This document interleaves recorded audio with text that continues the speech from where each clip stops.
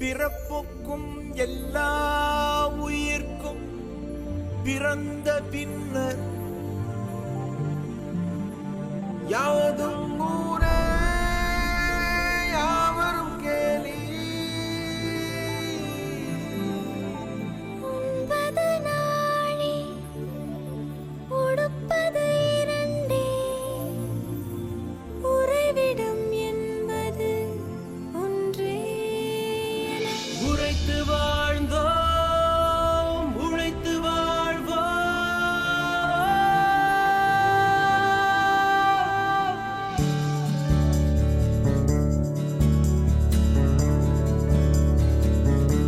தீதும் நன்றும் பிறர் தரவாராயனும் நன்மொழியே நம் பொன்மொழியா. போரை புறம் தள்ளி பொருளை பொதுவாக்கவே அமைதி வழிகாட்டும் அன்பு மொழி ஐயன் வள்ளுவரின் வாய்மொழியா. செம்மொழியான தமிழ் மொழியா, செம்மொழியான தமிழ் மொழியா, செம்மொழியான தமிழ் மொழியா, செம்மொழியான தமிழ் மொழியா.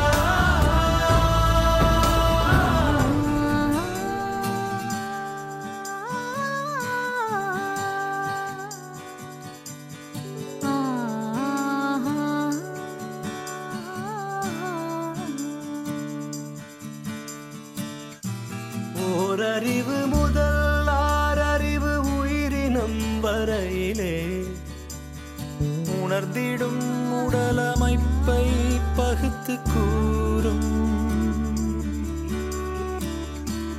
ஓரறிவு முதல் ஆறறிவு உயிரினம் வரையிலே உணர்ந்திடும் உடலமைப்பை பகுத்துக் கூறும். தொல்காப்புகள் தொல்காப்பியமும் ஒப்பற்ற குரல் கூறும் உயர் பண்பாடு. ஒலிக்கின்ற சிலம்பும் மேகலையும் சிந்தாமணியுடனே வளையாமதி குண்டலகேசியோ.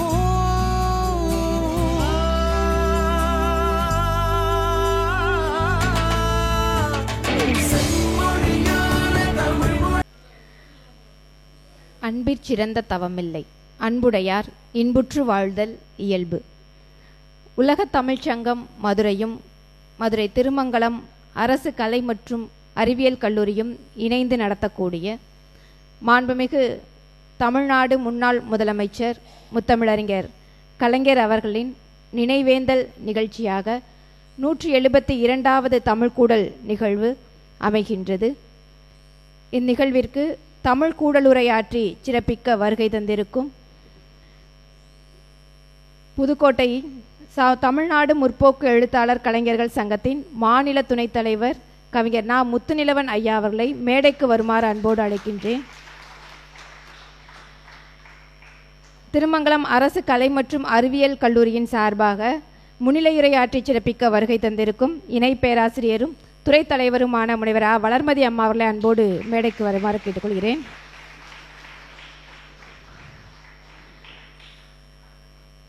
நிகழ்ச்சியின் தொடக்கமாக தமிழ்தாய் வாழ்த்து.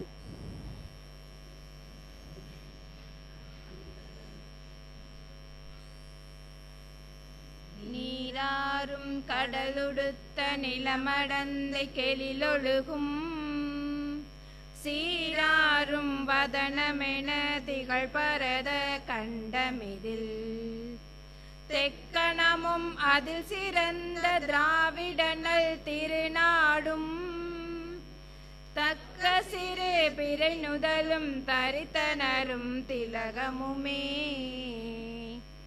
அத்திலக வாசனை போல் அனைத்துலகும் இன்பமுற எத்திசையும் புகழ் மணக்க இருந்த பெரும் தமிழனங்கே தமிழனங்கே உன் சீரிழமை திறம்பியந்து செயல் மறந்து வாழ்த்துதுமே வாழ்த்துதுமே வாழ்த்துதுமே. நன்றி. 172வது தமிழ் குழல் நிகழ்ச்சிக்கு தலைமையேற்று உலகத் தமிழ்ச் சங்கத்தின் இயக்குநராகவும் துணைத் தலைவராகவும் பொறுப்பேற்றிருக்கும் முனைவர் ஈசா பர்வின் சுல்தானா அம்மாவர்களுக்கு முதற்கண் எங்களுடைய வணக்கத்தினை தெரிவித்து மகிழ்கின்றோம். அம்மா அவர்கள் நிர்வாகப் பணியின் காரணமாக வெளியில் சென்றிருக்கிறார் என்பதால் நிகழ்ச்சியில் பங்கேற்க இயலவில்லை. இன்றைய நிகழ்வில் திருமங்கலம் அரசு கலை மற்றும் அறிவியல் கல்லூரியோடு இணைந்து நடத்த எங்களுக்கு முழு ஒத்துழைப்பு நல்கியும் இங்கு முன்னிலையுரையாற்றி சிறப்பிக்க வருகை தந்தும் சிறப்பித்திருக்கும் முனைவர் வளர்மதி அம்மா அவர்களுக்கு எங்களுடைய வணக்கத்தினையும் வரவேற்பையும் தெரிவித்து மகிழ்கின்றோம். வணக்கம் அம்மா. முத்தமிழறிஞர் கலைஞர் அவர்களை பற்றி சொல்லும்போது நவீன தமிழகத்தின் சிற்பி என்று அவரை குறிப்பிட்டு சொல்லலாம். இன்று இந்திய துணைக்கண்டத்தில் தமிழ்நாடு ஒரு தனித்த மாநிலமாக திகழ்கின்றது என்பதில் பெரும் பங்கு முத்தமிழறிஞர் கலைஞர் அவர்களுக்கு உண்டு என்று அறுதியிட்டு சொல்லலாம். எண்ணிலடங்கா திட்டங்களை வகுத்து தமிழ்நாட்டின் ஏற்றமிகு வளர்ச்சிக்கு வித்திட்டவர். அவரின் தொலைநோக்கு சிந்தனையால் சாமானியர்களுக்கும் சமூக அங்கீகாரம் கிடைக்க செய்தவர். அவ்வகையில் முத்தமிழறிஞர் கலைஞரும் சமூக நீதியும் என்ற தலைப்பில் இன்றைய தமிழ் குடலுரை அமைகின்றது. இந்த உரையாற்றி சிறப்பிக்க புதுக்கோட்டையிலிருந்து வருகை தந்திருக்கும் தமிழ்நாடு முற்போக்கு எழுத்தாளர் கலைஞர்கள் சங்கத்தின் மாநில துணைத் தலைவரும் எழுத்தாளருமான கவிஞர் நா. முத்துநிலவன் ஐயா அவர்களை வரவேற்று மகிழ்கின்றேன். வாருங்கள் ஐயா. எங்களின் அழைப்பினை ஏற்று இங்கு வருகை தந்திருக்கும் திருமங்கலம் அரசு கலை மற்றும் அறிவியல் கல்லூரியின் பேராசிரியர் பெருமக்களையும் மாணவ செல்வங்களையும் தமிழ் அறிஞர்களையும் ஆர்வலர்களையும் வரவேற்பதில் பெரும் மகிழ்ச்சி. முன்னிலையுரையாற்றி சிறப்பிக்க வருமாறு முனைவரா வளர்மதி அம்மா அவர்களை அன்போடு கேட்டுக்கொள்கிறேன்.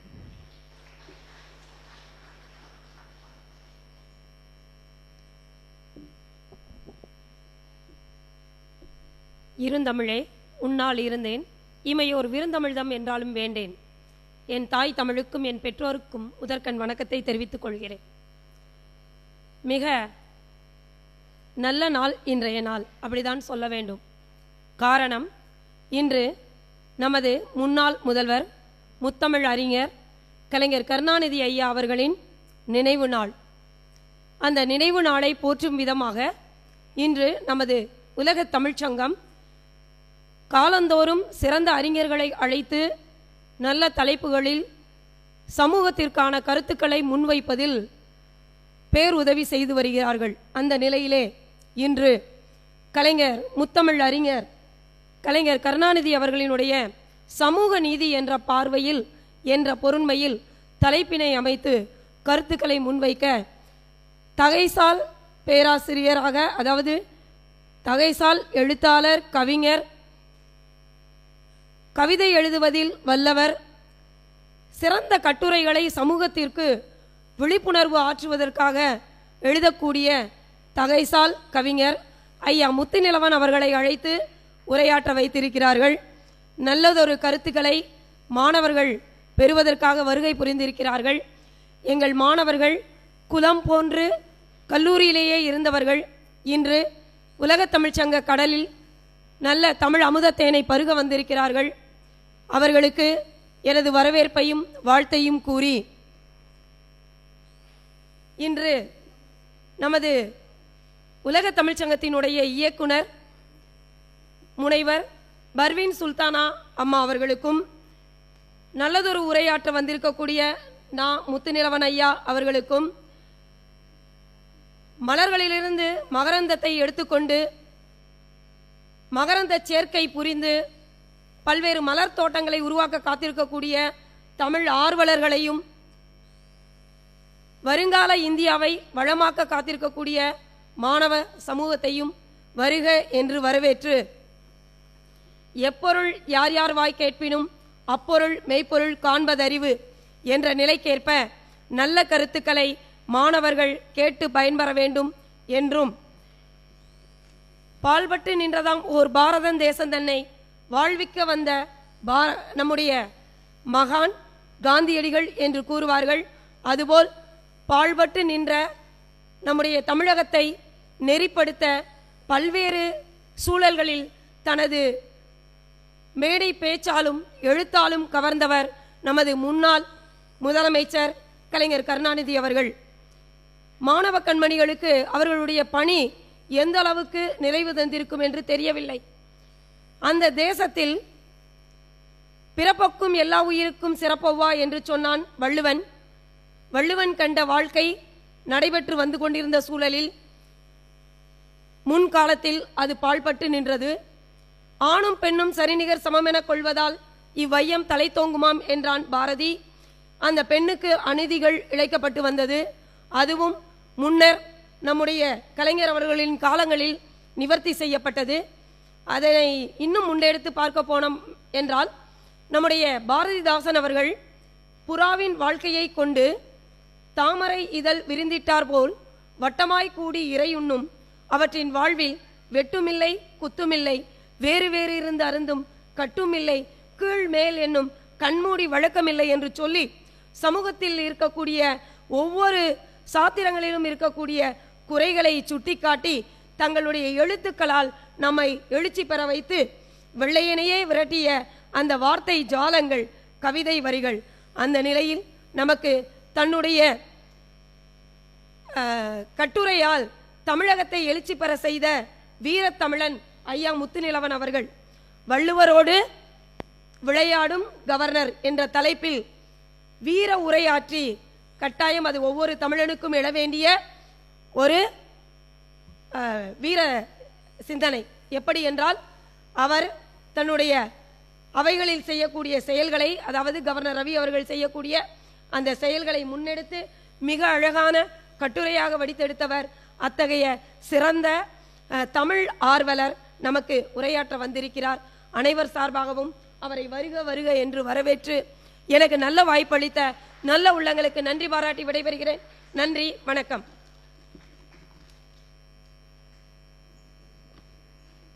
நன்றி அம்மா. முத்தமிழறிஞர் கலைஞர் அவர்களின் தமிழ் பணிகளையும் சமூக பணிகளையும் நினைவு கூற அமைந்த இத்தருணத்தில் அனைவரும் எழுந்து நின்று ஒரு நிமிடம் அவருக்காக அமைதியாக அஞ்சலி செலுத்துமாறு அன்போடு கேட்டுக்கொள்கிறோம்.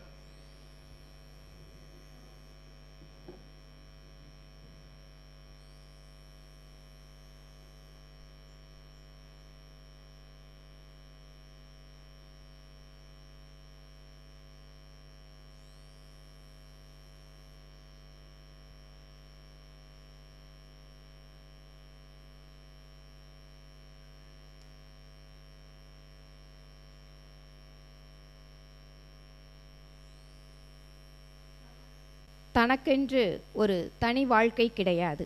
ஒரு லட்சியத்தை மையமாக கொண்டு சுழலும் இயக்கத்தின் வரலாற்றில் நான் ஒரு பகுதி என்று தன்னை அறிமுகம் செய்து கொண்டவர் முத்தமிழறிஞர் கலைஞர் அவர்கள். தந்தை பெரியாரின் சமூக சிந்தனைக்கு சட்ட வடிவம் தந்தவரும், பேரறிஞர் அண்ணாவின் வழித்தடத்தில் கால்பதித்து நீண்ட நெடும் பயண திராவிட வரலாற்றின் பெரும் பக்கங்களை தன் சாதனைகளால் நிரப்பியவர் முத்தமிழறிஞர் கலைஞர் அவர்கள். அவருடைய நினைவினை போற்றும் வகையில் முத்தமிழறிஞர் கலைஞரும் சமூக நீதியும் என்ற தலைப்பில் இன்றைய தமிழ் குடலுரை நிகழ இருக்கின்றது. இன்றைய உரையாற்றி சிறப்பிக்க வருகை தந்திருக்கும் கவிஞர் முத்துநிலவன் ஐயா அவர்களை பற்றிய ஒரு அறிமுகம்.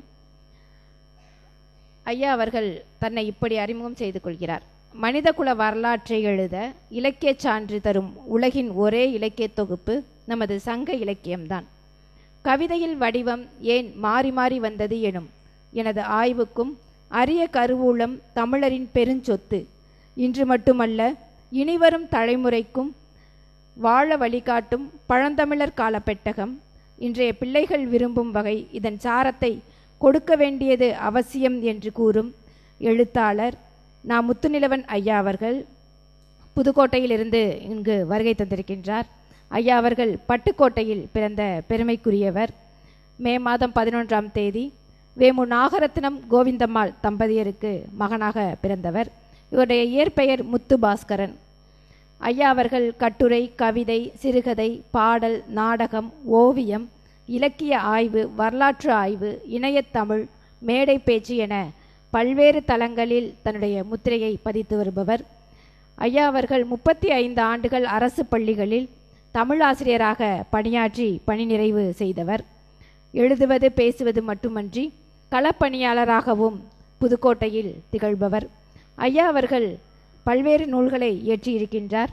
அதில் புதிய மரபுகள் என்ற கவிதை தொகுப்பு, 20ஆம் நூற்றாண்டு இலக்கியவாதிகள் என்ற திறனாய்வு நூல், நேற்று ஆங்கிலம் இன்று தமிழ் என்ற கட்டுரை தொகுப்பு, நல்ல தமிழில் பிழையின்றி எழுதுவோம் பேசுவோம், முதல் மதிப்பெண் எடுக்க வேண்டாம் மகளே என்ற நூல், கம்பன் தமிழும் கணினி தமிழும் என்ற நூல், நீட் தேர்வு புதிய கல்வி யாருக்காக என்ற நூல், இலக்கணம் இனிது என்ற அருமையான நூலினை இந்து தமிழ் திசையின் வழியாக வெளியிட்டிருப்பவர். அறிவொளி மாவட்ட மலரையும் உலக தமிழ் வலைப்பதிவர் கையேடையும் வெளியிட்டிருக்கின்றார். வீதி கலை இலக்கிய கழக 50ஆம் நிகழ்வு மலரையும் வெளியிட்டிருக்கிறார்.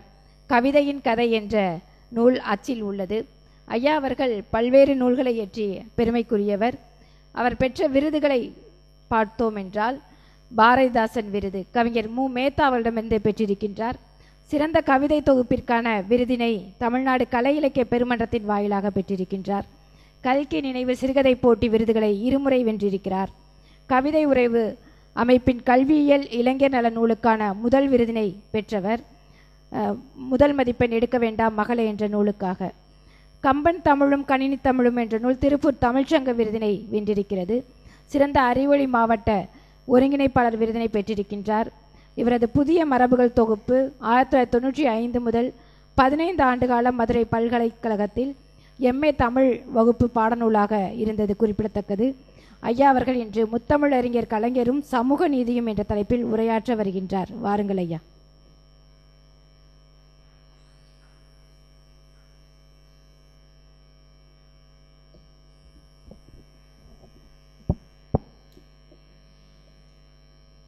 இனித்த பாலினும் இன்சுவை தேனினும் கனித்தொகையினும் கட்டிக்கரும்பினும் நினைத்த வாயும் சொல் நெஞ்சும் இனித்திடும் தனித்தமிழ் பெரும் தாயினை போற்றுவாம்.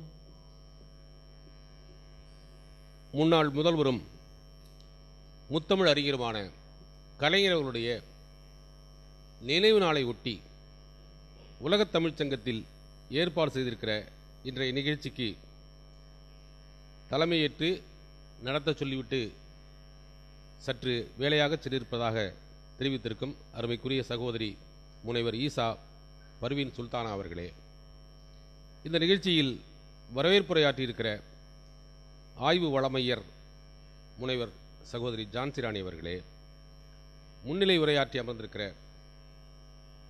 திருமங்கலம் அரசு கலை மற்றும் அறிவியல் கல்லூரியினுடைய இணை பேராசிரியர் மற்றும் துறைத் தலைவர் அருமை சகோதரி முனைவர் வளர்மதி அவர்களே, நன்றி உரையாற்றி இருக்கிற உலகத் தமிழ்ச் சங்கத்தின் ஆய்வறிஞர் முனைவர் சகோதரி சோமசுந்தரி அவர்களே, இந்த நிகழ்ச்சியில் கலந்து கொண்டு என்னை பெருமைப்படுத்தியிருக்கிற என்னுடைய அன்புக்குரிய தோழர்கள் நிறைய பேர் வந்திருக்கிறார்கள். அருமை தோழர் சோழ நாகராஜன் எழுத்தாளர், வேணா மனோகரன், அண்ணன் மூரா, அதே போல் நம்முடைய இனிய நண்பர்கள் எல்லாம், இவர்களை அடுத்து வந்திருக்கிற பேராசிரியர் நண்பர்களே, இருபால் மாணவ கண்மணிகளே, உங்கள் அனைவருக்கும் என்னுடைய அன்பு கலந்த வணக்கம். நான் முதல்ல கொஞ்சம் தாமதமாக வந்ததுக்கு நிபந்தனையற்ற மன்னிப்பு கேட்கிறேன். கவிஞர் கண்ணதாசன் என்ன பண்ணுவாரான், தாமதமாக வந்துட்டு எனக்கு எல்லா மதங்களையும் பிடிக்கும், தாமதம் கொஞ்சம் கூட பிடிக்கும் பாரான். நான் கொஞ்சம் மாற்றி சொல்கிறேனே, எனக்கு எந்த மதமும் பிடிக்காது, தாமதம் பிடிக்கவே பிடிக்காது. ஆனாலும் நாம் பிறக்கும் போதே எப்படி ஒரு மதமும் ஒரு ஜாதியும் நம்முடைய தலையில் எழுதப்படுகிறதோ அதுபோல் நான் ரொம்ப நாளைக்கு முன்னாடி மதுரைக்கு வந்தது, அதனால் போய் திருப்பி விட்டு கொஞ்சம் தாமதமாக வந்திருக்கேன், பொறுத்துக்கொள்ள வேண்டுமாய் கேட்டுக்கொள்கிறேன். கலைஞரை பற்றி பேசுகிறதுனா ஒரு கடலில் ஒரு கரண்டியில் ஆடுற மாதிரி. உண்மையிலேயே நான் அவருடைய படத்திற்கு அஞ்சலி செலுத்துகிற போது நான் உணர்ச்சி வசப்பட்டேன்.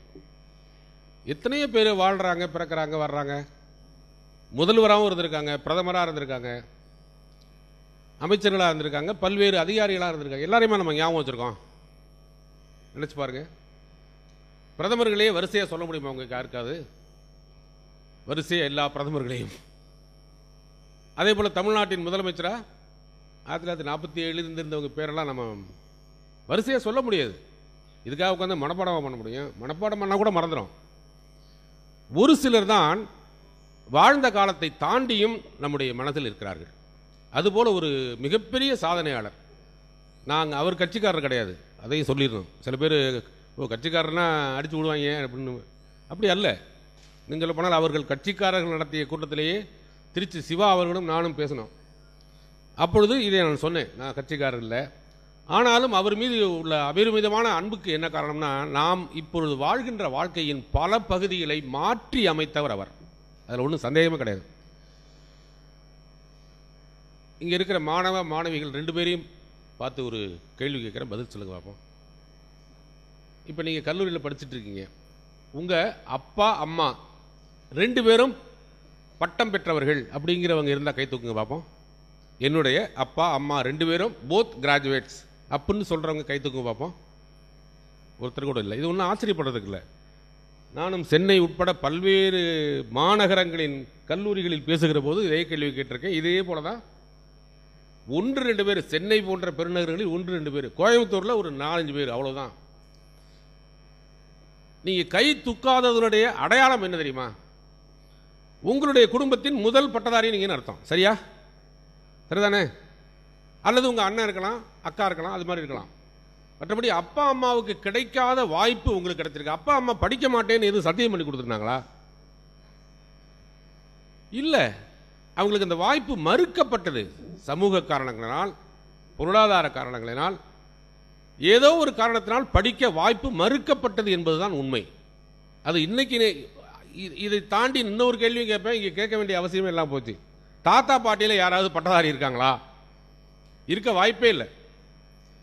இப்போ எங்கள் அப்பா போலீஸ் எஸ்ஐயா இருந்தாங்க.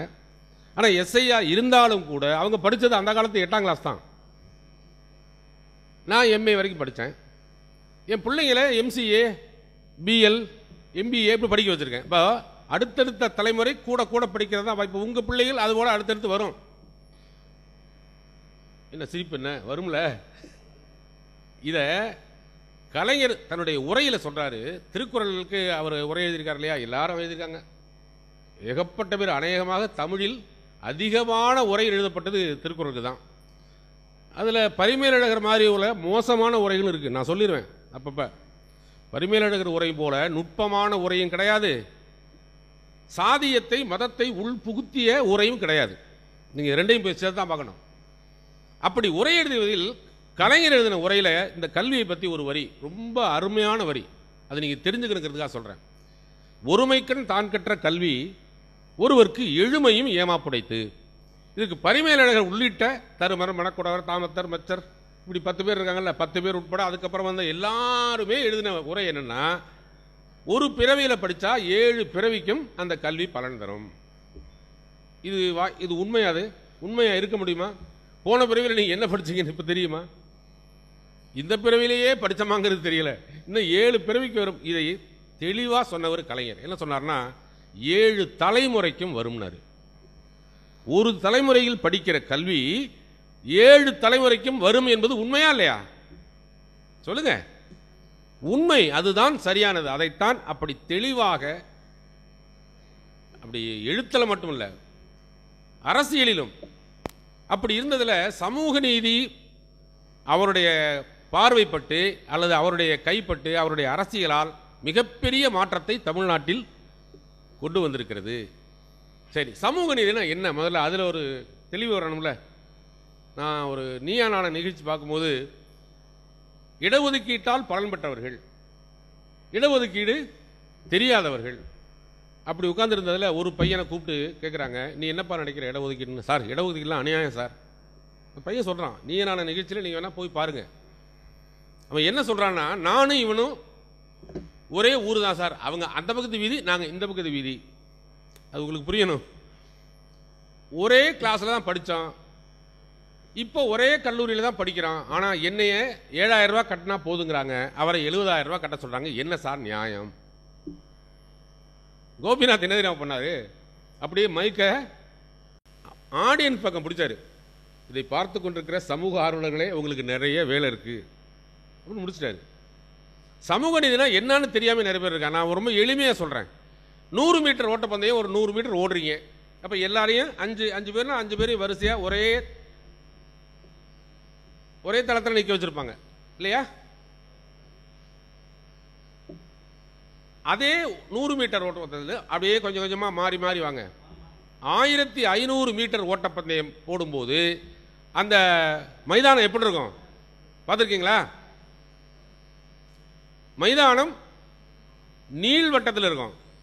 நீள்வட்டத்தில் இருப்பது அங்கேயும் எல்லாரையும் ஒரே மாதிரி நிற்க வச்சா சரியா இருக்குமா? பதில் சொல்லுங்க, சும்மா சொல்லுங்க, பரவாயில்ல. சரியா இருக்காதுல்ல? ஏன் சரியா இருக்காது? இந்த கடைசியில் இருக்கிறவர் ரொம்ப தூரம் ஓட விட்டுருக்கோம், அந்த வட்டத்திலேயே உள்ள இருக்கிறவர் பக்கத்தில் ஓடிடுவாரு. அதனால என்ன பண்ணுவாங்க, இந்த கடைசி வட்டத்தில் இருக்கிறவரை தள்ளி நிப்பாட்டுவாங்க. அடுத்த வட்டம் கொஞ்சம் முன்னாடி வரும், அடுத்த வட்டம் கொஞ்சம் முன்னாடி வரும், அடுத்த வட்டம் கொஞ்சம் முன்னாடி வரும். இதுதான் இடஒதுக்கீடு, வேற ஒன்றும் கிடையாது. இதுதான் சமூக நீதி. இல்லை எல்லாருக்கும் சம வாய்ப்பு தானே, வரிசையை நிற்க வச்சு ஓட வேண்டியது. 1500 மீட்டர் ஓட்டத்தை அப்படி ஓட முடியாது. ஓடினால் அது சமூக நீதி அல்ல, அது சம வாய்ப்பு அல்ல. ஏனென்றால் ஆண்டாண்டு காலமாக இல்லை, யுகம் யுகமாக கல்வி மறுக்கப்பட்ட சமூகம். இப்பவே நான் கேட்டதில் ஒரு 200 பேர் இருப்பீங்களா? 200 பேர் பல்வேறு ஊர்களிலிருந்து வந்து படிக்கிறவங்க. ஒருத்தர் கூட தன்னுடைய தாயும் தந்தையும் பட்டம் பெற்றவர் அல்லன்னு நீங்க சொல்லிட்டீங்க. எப்போ? 2025. அப்போ 2000 ஆண்டுகளுக்கு முன்பு எப்படி இருந்திருக்கும்? அப்பொழுது கூட சம வாய்ப்பு கிடைக்கவில்லை. இப்பொழுது அண்ணல் அம்பேத்கர் வந்த பிறகு, தந்தை பெரியார் வந்த பிறகு, முற்போக்கு சக்திகள் எல்லாம் போராடி போராடி போராடி போராடி இப்பொழுது இந்த நிலை வந்திருக்கிறது. ஆனால் இதையாவது நம்ம புரிஞ்சிருக்கோமா? புரிஞ்சுக்கல. கலைஞர் அதை ஒரு படி தாண்டி தாண்டி போனார். இந்தியாவிலேயே இல்லாதது, நீங்க இந்தியாவிலே இல்லாதது தமிழ்நாட்டில் கலைஞர் அமுல்படுத்தியதுன்னா ஒரு பட்டியலே போடலாம், அதை மட்டுமே பட்டியல் போடலாம். 69% விழுக்காடு என்பது இடஒதுக்கீடு இந்தியாவிலேயே வேற எந்த மாநிலத்திலும் கிடையாது. ஒரு தடவை கோர்ட்டில் கேட்டாங்க, அது எப்படி 50%க்கு மேலே இடஒதுக்கீடு கேட்கறது நியாயம் இல்லைல்ல. இதை கேட்டவங்களுக்கு கூட கொஞ்சம் நியாயமாக தெரிஞ்சுது. ஆனால் 50க்கு மேலே கொடுக்கறது நியாயம் இல்லைல்ல. ஆனால் தெளிவாக சமூக நீதி ஆர்வலர்கள் என்ன சொன்னாங்கன்னா, மக்கள் தொகை எவ்வளவு விழுக்காடு இருக்கிறதோ அந்த விழுக்காடு கொடுக்க வேண்டும். 3%, 3 தான் கொடுக்கணும். 20 இருக்கா, 20 தான் கொடுக்கணும். 20% இருக்கிற மக்களுக்கு 20%. இப்படி பிடிச்சு பார்த்தா 69 என்பது தமிழ்நாட்டில் மட்டுமே இருக்கிற கலைஞர் முன்வைத்து பின்னால் ஜெயலலிதா அம்மாவும் அதை வழிமொழிந்து அதற்கான இயக்கங்களால் நடந்துச்சு. இது ஒன்று. அதுக்கப்புறம் இது ஒன்று மட்டும் இல்லை, அதற்குள் உள் ஒதுக்கீடு. இஸ்லாமியர்களுக்கு இந்தியாவில் எங்குமே இடஒதுக்கீடு கிடையாது இன்ன வரைக்கும். ஆனால் தமிழ்நாட்டில் 3% உள் ஒதுக்கீடுன்னு கொடுத்தாரு பிசிக்குள்ளேயே. அதே போல அருந்ததியர், இந்த மூட்டையிலேயே அடி மூட்டமா. ஜாதிங்கிறது என்ன இளவுன்னு கேட்டீங்கன்னா, தனக்கு ஒரு பெருமை இருக்குன்னு தானா நினைச்சுக்கிறது. என்ன பெருமை? என் காலுக்கு கீழே 4 பேர் இருக்கான், உன் தலைமையில 4 பேர் இருக்கானே. இது தலைமையில் 4 பேர் இருக்காங்கிறது தெரியாம தன் கால் மேல் காலுக்கு கீழ் 4 பேர் இருக்கிறாங்கிற பெருமையிலேயே ஓட்டுறதுதான் ஜாதி, வேற ஒன்றும் கிடையாது. அது இப்போ இந்த 4 வர்ணம்ங்கிறாங்கல்ல, இந்த 4 வர்ணம் என்னென்னு தெரியுமா உங்களுக்கு? வர்ணம், தேசிய கொடியில் 4 வர்ணம் இருக்கு, 4 வர்ணம் இருக்கு. 3 வர்ணம்னு சொல்லியே நம்ம தப்பா சொல்லிட்டு இருக்கோம். 4 வர்ணம்னு சொல்லணும். நாட்டில் 4 வர்ணம் இருக்கிறது வேற, கொடியில் 4 வர்ணம் இருக்கிறது வேற. இந்த கொடிக்கு அர்த்தம் தெரியுமா? அதுவும் எல்லாமே தப்பு தப்பாவே சொல்லிக்கிட்டு, அது வட இந்தியாவில் எல்லாத்தையும் வேணும்னே தலைகளை பண்றாங்க. நம்ம பாலை குடிப்போம், அவங்க கோமியத்தை குடிக்கிறாங்க. நம்ம கறி சாப்பிடும், மாட்டுக்கறி சாப்பிடணும்னு நினைக்கிறோம், சாப்பிடக்கூடாது, முரணா நடக்கும். அதனால இந்த வர்ணம்ங்கிறது வட இந்தியாவில் இருக்கிறது வேற, கொடியில் இருக்கிறது வேற. 4வது வர்ணத்துக்கு மட்டும் சொல்றேன் உங்களுக்கு, சிவப்பு வெள்ளை பச்சை அல்லது காவி வெள்ளை பச்சை, பொருள் புரியும் உங்களுக்கு. என்ன பொருள்? மேல இருக்கிற காவி தியாகம், சரி. வெள்ளை சமாதானம். உங்க பேராசிரியர் சொல்லிட்டு இருக்காங்க, நீங்க பேசாம இருக்கீங்க. பச்சை அப்படிதான் நினைச்சுக்கிட்டு இருந்தான். 3 தப்பு. உண்மையிலேயே மேலே இருக்கிற காவி என்பது இந்தியாவில் வாழ்ந்து கொண்டிருக்கிற இந்துக்கள், இடையில இருக்கிற வெள்ளை என்பது இந்தியாவில் வாழ்ந்து கொண்டிருக்கிற கிறிஸ்தவர்கள், கீழே இருக்கிற பச்சை என்பது இந்தியாவில் வாழ்ந்து கொண்டிருக்கிற இஸ்லாமியர்கள். இந்த 3 பெரும் மதத்தினரும் ஒற்றுமையாக இருந்தால்தான் தேசிய கொடி பட்டொலி வீசி பறக்கும் என்பதுதான் உண்மையான பொருள். அந்த 4வது வர்ணத்தை நம்ம சொல்றதே இல்லை. அது ஒரு நீல வர்ணத்தில் இருக்கும். அது உழைப்பாளிகளின் உழைப்பு. இதெல்லாம் சேர்ந்தாதான் உலகம். இது மாதிரியான இந்த வர்ணங்களை பற்றிய உள்ள பிரச்சனையில் தமிழ்நாட்டில் கொஞ்சம் கூடுதலாகவே இருந்துச்சு, கூடுதலாகவே விழிப்புணர்வு இருந்துச்சு. அதுதான் நீங்க பார்க்க வேண்டியது. சங்க இலக்கியத்திலேயே சாதியெல்லாம் உண்டு, சாதிங்கிற பேர் கிடையாது. சாதிங்கிற பேர் திருநாவுக்கரசர் காலத்தில் தான் வருது. தமிழ் இலக்கிய பிள்ளைங்க இருக்கீங்களா? கை தூக்குங்க. எல்லாருமே நல்லதா போச்சு, எனக்கு ரொம்ப சௌரியம்.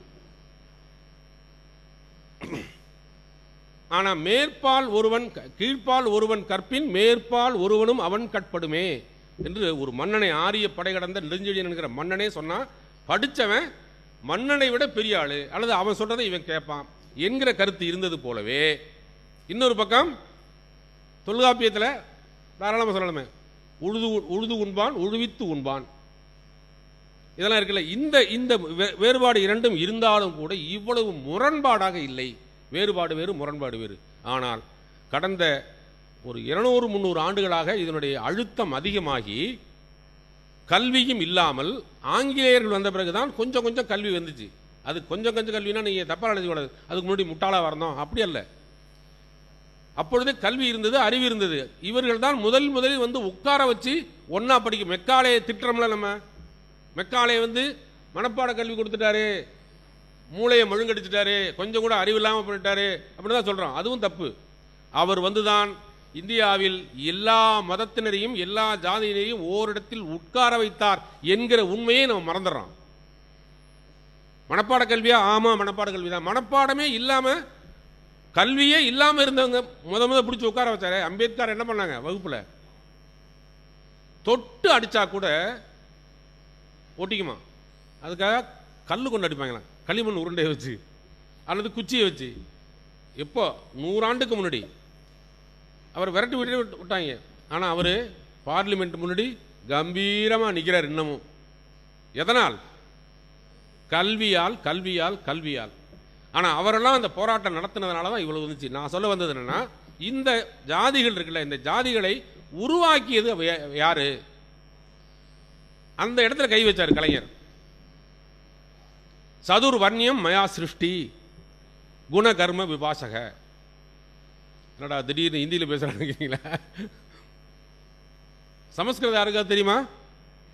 யாருக்காவது தெரியுமா? நல்ல வேலை, எனக்கும் தெரியாது. நான் ரொம்ப கஷ்டப்பட்டு மனப்பாடம் பண்ணில வச்சிருக்கேன். இந்த 4 வர்ணங்களையும் நான் தான் படைத்துங்கிறவர் அந்த 4 வர்ணத்துக்கும் அடுத்த தட்டு வைக்கிறாரு.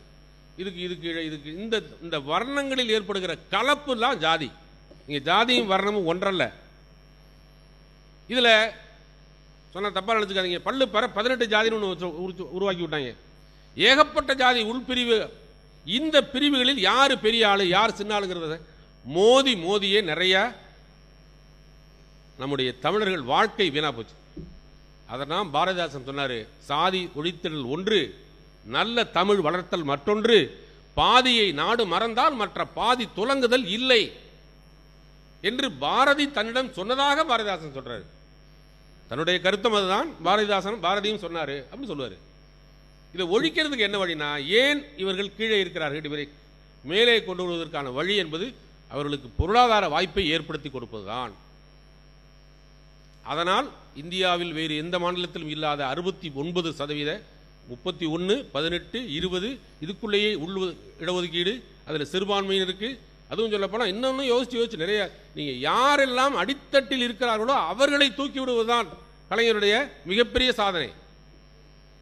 யாரோ சொன்னாங்க, யார் உயர்ந்தவன் கேட்டா அடுத்தவனை தூக்கிவிட யார் குனிகிறானோ அவன்தான் உயர்ந்தவன். அதுபோலத்தான் கலைஞர் இருப்பதிலேயே அடித்தட்டு. என்ன?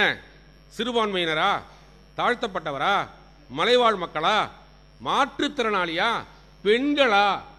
இதனால் இந்த லிஸ்ட்டில் கொண்டு போய் பெண்களை சேர்க்குறீங்கன்னா அப்படி தான் வச்சுருந்தாங்க. ஓதலும் தூதும் உயர்ந்தோர்மேன. பெண்களுக்கான உரிமையை பற்றி பெண்களுக்கே தெரியாத மாதிரி இருந்துச்சு. தமிழ் இலக்கியமும் அதை சொல்லுது. வினையே ஆடவர்க்கு உயிரே, மனைவியரை மகளிர் ஆடவர்க்கு உயிரென. இப்போ என்ன சொல்றாங்க? உத்தியோகம் புருஷ லட்சணம். என்னது? உத்தியோகம் புருஷ லட்சணம். பொம்பளை பிள்ளைக்கு மேக்கப் சாதனம் லட்சணம். நமக்குள்ளே இருக்குல்ல, நம்மளே கொஞ்சம் சிவப்பாக இருந்தால் கொஞ்சம் வெட்டப்பா தெரியுது. என்ன சோழ நாகராஜன் கருப்பாக இருந்தால் நான் கருப்பாக பிறந்துட்டேன். அழகின்னா இன்னமும் சிவப்பாக இருக்கிற அழகி. உலகத்திலேயே மிகப்பெரிய அழகி ஒரு கிழவி செத்து போனதுக்கு பல லட்சம் பேர் உலகம் முழுவதும் கண்ணீர் விட்டார்கள் என்றால் அன்னை தெரசா தானே உலகின் மிகப்பெரிய அழகி இல்லையா? உலக பேரழகி. இன்னமும் ஐஸ்வர்யா ராய் அந்த கிழவி ஆயிடுச்சு பாவம். ஆனால் ஐஸ்வர்யா ராய் தான் அழகி. அது போல அல்ல. இந்த கருப்பா இருக்கிறதுக்கு ஒரு காரணம் உழைப்பு. நம்ம இந்தியாவின் வட அட்சக்கோடு 8 டிகிரி வட அட்சக்கோடில் இருக்கு இந்தியா. வெப்ப மண்டலத்தில் இருக்கோம். குஜராத் வரைக்கும் போவோம், இந்த பக்கம் ஒரிசா தாண்டி போவோம், அது வரைக்கும் வெப்பமண்டலம். அதுவும் தமிழ்நாடு ரொம்ப பக்கத்தில் இருக்கு, 8 டிகிரியில் இருக்கு. அப்போ இங்கே இருக்கிறவன் வெயிலில் உழைக்கிறவன் கருப்பா தான் இருப்பான், கருப்பா தான் இருப்பா. ஆனா நாம சிகப்பா இருக்கிறவன் தான் அழகுனா தப்பா நினைச்சுக்காதீங்க. சிகப்புன்னா கலப்படம்னு அர்த்தம். இந்த உழைப்பை எதோட முடிச்சு போட்டாங்கன்னா, எதெல்லாம் உழைப்போ அதெல்லாம் தள்ளி வை. நமக்கு நம்ம பார்க்குற வேலையை நம்மளே பார்த்துக்க முடியாது. முகம் அழிக்கிறது, துணி துவைக்கிறது, இந்த உழைப்பு சார்ந்த வேலைகளை எல்லாம் சாதி பெயர்களாக்கி ஒதுக்கி வைத்த போது அவற்றையெல்லாம் ஒவ்வொன்றாக எடுத்து வா இந்தா படி, இந்தா பள்ளிக்கூடத்துக்கு போ. பள்ளிக்கூடத்துக்கு போனால் மட்டும் இல்லை, அதுவும் குறிப்பாக பெண்கள். நம்ம ஊரில் பெரிய ஒரு பெருமை ஒன்று இருக்கு. 8ஆம் கிளாஸ் படிச்சுக்கிட்டு இருக்கிற பிள்ளை திடீர்னு வயசுக்கு வந்துடும். உடனே எங்கள் பரம்பரையிலேயே நாங்கள் வயசுக்கு வந்த பிள்ளைய அனுப்புறதில்லை, அட மூதேவி, இதுதான் காத்துக்கிட்டு இருக்காங்க. இப்படி பெருமை பேசிக்கிட்டு இருந்தோமே தவிர அந்த 8ஆம் வகுப்பில் ஃபெயிலானாக போயிருங்கிறதுக்காக 1லிருந்து 10 வரை தேர்வே இல்லாத நிலை. உலகின் மிகச்சிறந்த கல்வி நாடு எது சொல்லுங்க பார்ப்போம். கல்வியில் உலகின் நம்பர் 1 என்ற நாடு எந்த நாடு? பின்லாந்து. 15 வயசுல தான் முதல் தேர்வு அந்த குழந்தை எழுதும். 6 வயசு வரைக்கும் அதுக்கு விளையாட்டு விளையாட்டு விளையாட்டு தான். அந்த நாடு உண்மையிலேயே சிறப்பாக. நம்ம என்ன பிறந்த உடனேயே போய் பேர் எழுதி வச்சிடறாங்க மெட்ரிகுலேஷன் ஸ்கூல்ல. எங்க குழந்தை வயிற்றுல இருக்குங்க, அடுத்த வருஷம் வந்துடும். ஆனா தேர்வு தேர்வு தேர்வுன்னு வச்சு இந்த புதிய கல்விக்குள்ளே ஏன் இந்த மார்க்கெட் எதுக்குறோம்? இன்றைய தமிழக முதல்வர் முத்துவேல் கருணாநிதி ஸ்டாலின் அவர்கள் தெளிவாக சொல்றாரு, புதிய கல்விக்குள்ளே எங்களுக்கு வேண்டாம். ஏனென்றால் அதில் இருக்கிற ஆபத்து உங்களுக்கு தெரியுமா? எனக்கு தெரியல. 3ஆம் வகுப்பு, 5ஆம் வகுப்பு, 8ஆம் வகுப்பு ஒன்லையும் அரசு தேர்வு, அரசு பொது தேர்வு, மாநில அளவிலான அரசு பொது தேர்வு 3, 5, 8. அதுக்கப்புறம் 9ல் 2 செமஸ்டர், 10ல் 2 செமஸ்டர், 11ல் 2 செமஸ்டர், 12ல் 2 செமஸ்டர். அத்தோட குடி முழுகி வீட்டில் உட்காந்துருக்க வேண்டியதான். இவ்வளவு தேர்வு 15 வயசுக்குள்ள, 17 வயசுக்குள்ள. இது ஒரு காரணம். நம்ம ஊர்ல ஃபெயிலானா உட்கார வச்சுருவாங்க பொம்பளை பிள்ளைல வீட்டில். பெரும்பாலும் நான் கிராமத்து பள்ளிக்கூடத்தில் 35 ஆண்டு வேலை பார்த்தேன் தமிழ் ஆசிரியரா.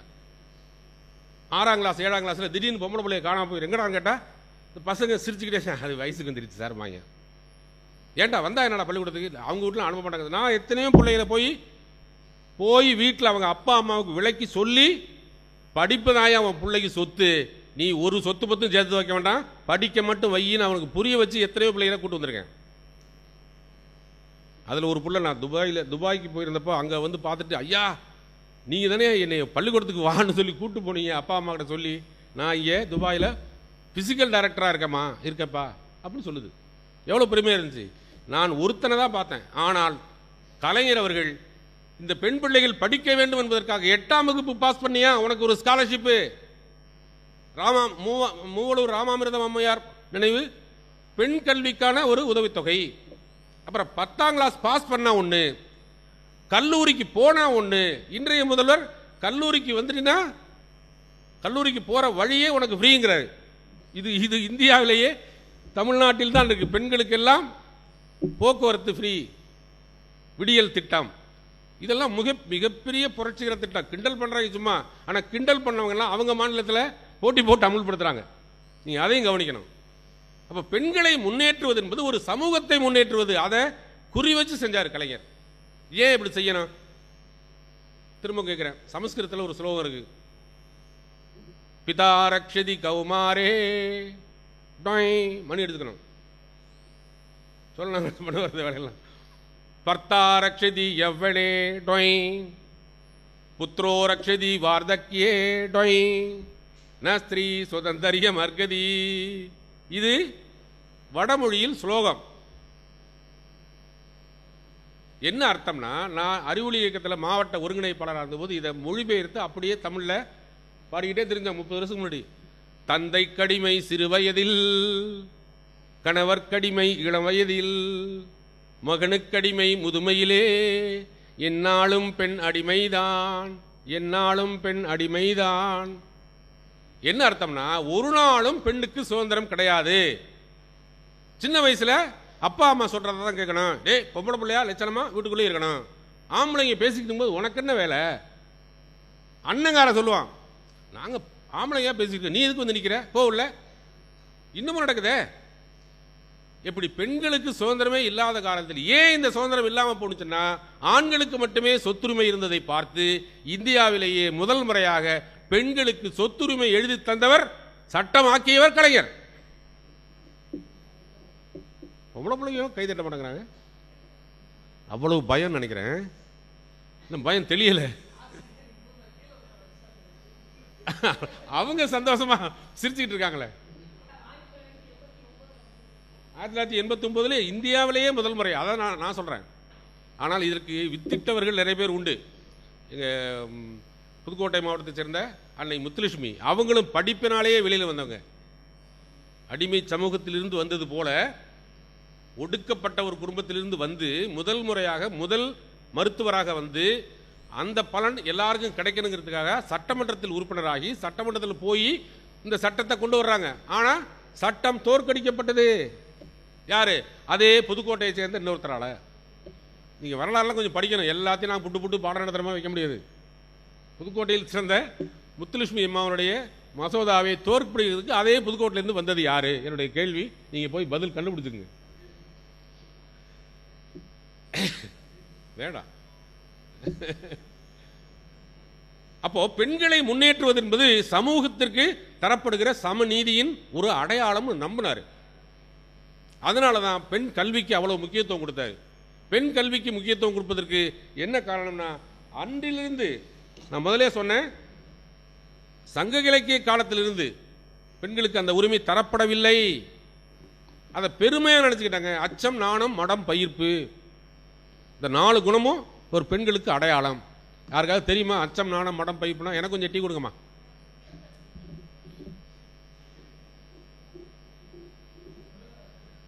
எனக்கு கொஞ்சம் டீ தாங்கண்ணே. அம்மா பேசிட்டே இருக்காங்க. டீ சாப்பிட்டே பேசலாம்ல. ஒன்றும் இல்லை, இந்த மைக்கு தொண்டையை பிடிச்சி இழுக்குது. தண்ணி வேண்டாம். அச்சம், நாணம், மடம், பயிர்ப்புனா என்ன? உங்களுக்கு தெரிஞ்சதுன்னா அதை காரி துப்புவீங்க. அதனால தான் பெண்கள் படிக்கணும்னு சொன்னது அச்சம் தவிர்ப்பதற்காக. பாரதி சொன்னால அச்சம் தவிர ஆண்மை தவறேல். அவன் கூட ஆண்மைன்னு தான் சொன்னான்.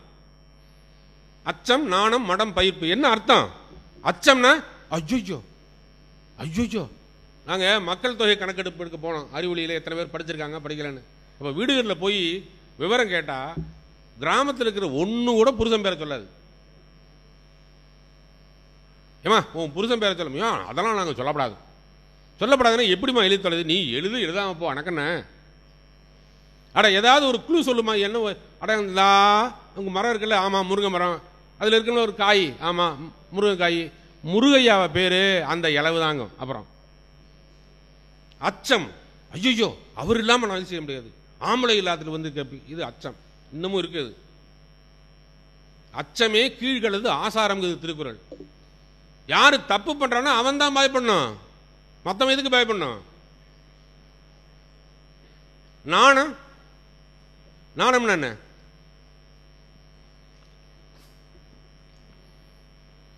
வெக்கம் கிடையாது, வெக்கம் கிடையாது, வெக்கம் அப்படி சொல்லணும். அதை அதில் ஒரு நாடகம் போட்டாங்க. அதுக்கு அது ஒரு நிமிஷம் நடிச்சு காமிக்கவா? பொண்ணு பார்க்க வந்திருக்காங்க.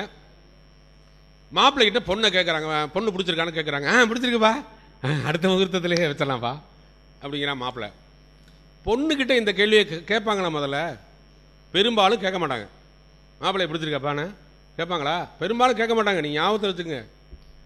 ஒருவேளை கேட்டாங்கன்னு வச்சுங்களேன், எனக்கு அந்த மாப்பிள்ளையை பிடிச்சிருக்கவா, கல்யாணம் வச்சிடலாம்ப்பா அடுத்த மாதமே அப்படின்னு சொன்னால், ஐயோ என்ன புள்ள எப்படி பதில் சொல்லுது, அடங்காப்படாரியா இருக்க முடியுமா? எப்படி தெரியுமா சொல்லணும்னு வச்சுருக்காங்க. பொண்ணு மாப்பிள்ளையை பிடிச்சிருக்கு அப்படிங்கிற விஷயத்த அப்பா அம்மா கிட்ட எப்படி சொல்லணும்னா, இவருங்க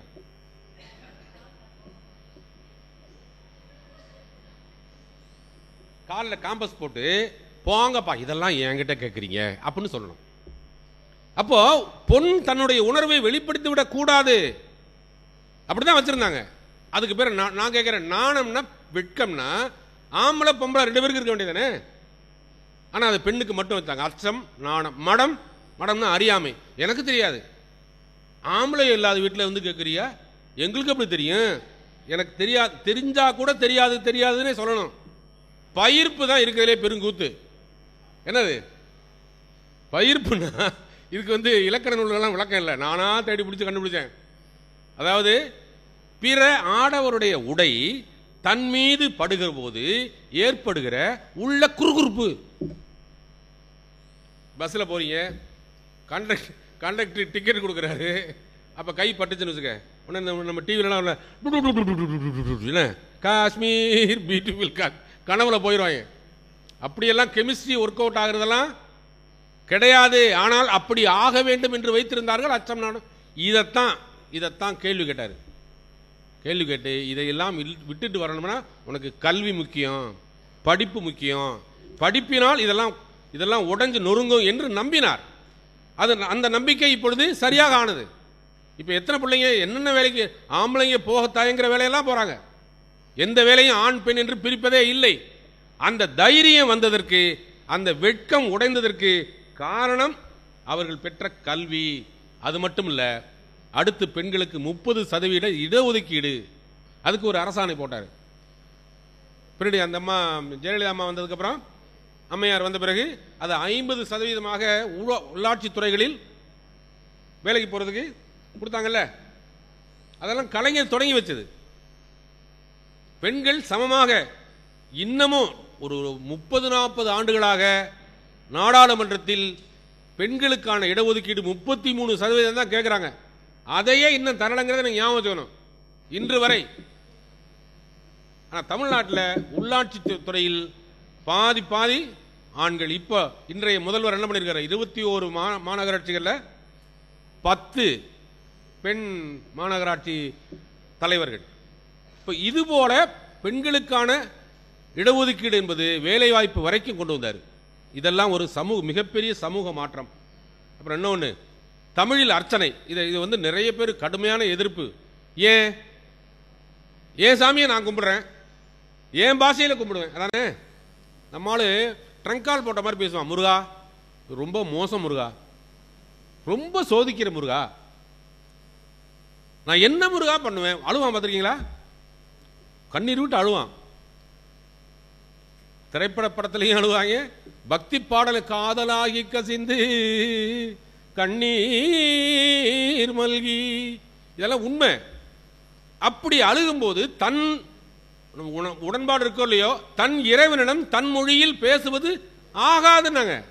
ஆண்டவனுக்கு புரியாது, நீலாம் தமிழ்ல பாடக்கூடாது என்று நீண்ட காலமாக. இன்னும் சொல்ல போனா தமிழ்ல தான் மிக அருமையான பக்தி இலக்கியம் இருக்கு. நான் பக்தி இலக்கியத்தை பத்தி பேசுறீங்கனால மணிக்கணக்காக பேசுவேனா, அவ்வளவும் பாட்டு. சங்க இலக்கியம் எலைட்ஸுக்கானது, மிக கற்றவர்களுக்கானது. பாடல்கள், இந்த பக்தி பாடல்கள் தான், தேவாரம், திருவாசகம், இவையெல்லாம் தான் மக்களோடு மக்களாக பாடிக்கொண்டிருந்தவை. அந்த பாட்டு ஆண்டவனுக்கு புரியாது, கூடாதுன்றாங்க. ஆனால் தமிழில் வழிபாடு நடத்த வேண்டும், அது எங்கள் தமிழ் கடவுளுக்கு புரியும் என்று சட்டம் கொண்டு வந்தவர் கலைஞர். நிறைய பேருக்கு தெரியாது. ஒரு அப்பரடிகள் இருந்தார், அவரை கட்டி அவர் மதம் மாற மாட்டேன்றது மதமாற்ற முயற்சி, அதெல்லாம் அவரை கட்டி கடலுக்குள்ளே போட்டாங்க. அவர் பாட்டு பாடி மேலே வந்தார். மாசில் வீணையும் மாலை மதியமும் வீசு தென்றலும் வீங்கிள வேணிலும் மூசு வண்டரை பொய்கையும் போன்றதே ஈசன் எந்தை இணையடி நீழலே அப்படின்னு பாடினாரு. கல்லு மேலே வந்துருச்சு. அது ஆண்டவன் அருள்னாங்க, அது வேற. நான் சொல்லுவேன், தமிழ் மேலே வந்தது. இன்று வரைக்கும் அந்த தமிழ் அவரை காப்பாற்றிக் கொண்டிருக்கிறது, பக்தி இலக்கியத்தை காப்பாற்றிக் கொண்டிருக்கிறது, தமிழை காப்பாற்றிக் கொண்டிருக்கிறது. சொல்ல போனா திருவாசகத்துக்கு உருகார், ஒரு வாசகத்துக்கு முருகார். அந்த திருவாசகத்தை பாடக்கூடாதுன்றாங்களே. இதை சிவப்பிரகாஷ் சாமிகள் இதே கேள்வியை நச்சுன்னு கேட்டார். நிறைய பேருக்கு தெரியாது. தம்பிகளே, பிள்ளைகளே, நீங்க குறிச்சுக்கிட்டு கேட்கலாம். வேதம் ஓதுனா யாருக்காவது புல்லரிக்குமா? இது நான் கேட்ட கேள்வி இல்லை, கலைஞர் கேட்ட கேள்வி இல்லை. கலைஞரின் கருத்தை முன்னாடியே சிவப்பிரகாச சுவாமிகள் எழுதி வச்சாரு. வேதம் ஓதின் விழி நீர் பெருக்கி நெஞ்சு நெக்குருகி நிற்பவர் காண்கிலேம். ஆனா திருவாசகம் இங்கு ஒரு கால் ஓதின் கருங்கல் மனமும் கரைந்து உக கண்கள் தொடுநீர்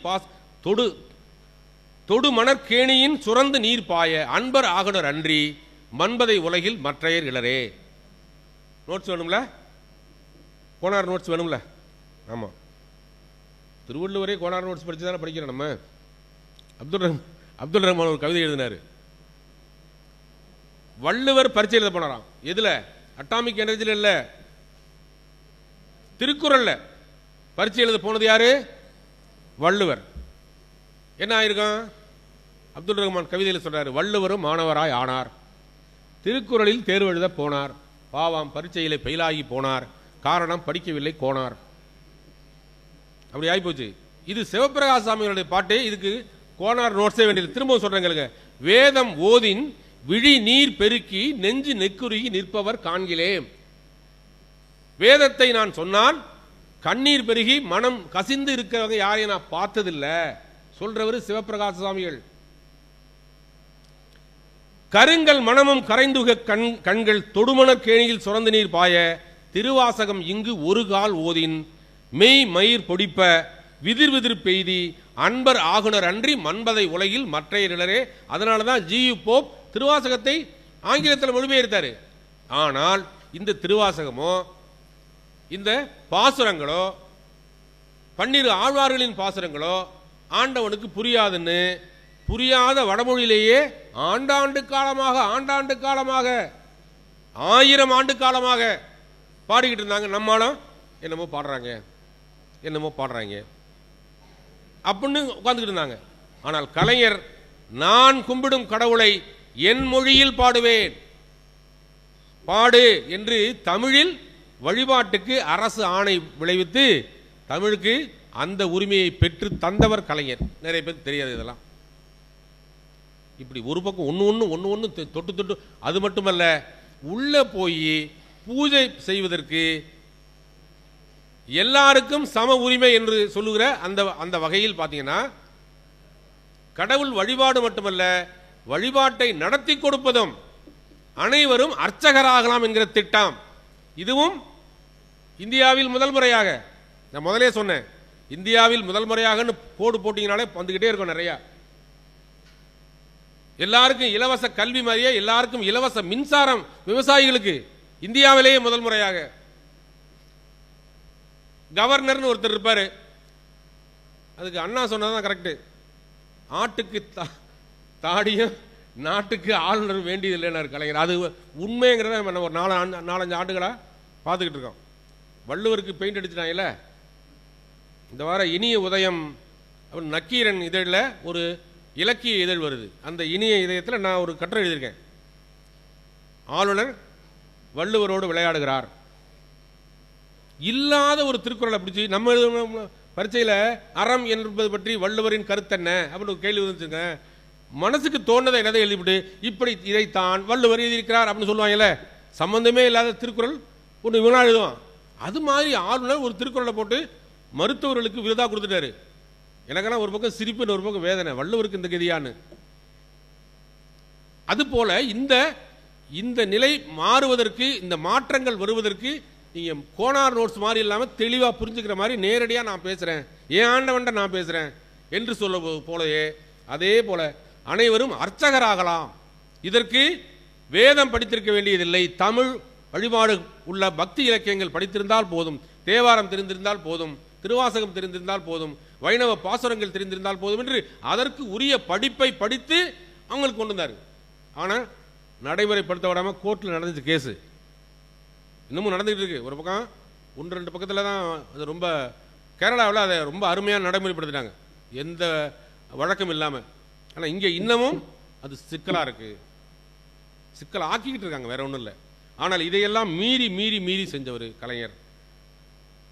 இதெல்லாம் தாண்டி தமிழ் வழியில் படித்தவர்களுக்கு 20 விழுக்காடு அரசு பணிகளில் இடஒதுக்கீடு. இதில் எனக்கு ஒரு மகிழ்ச்சி உண்டு.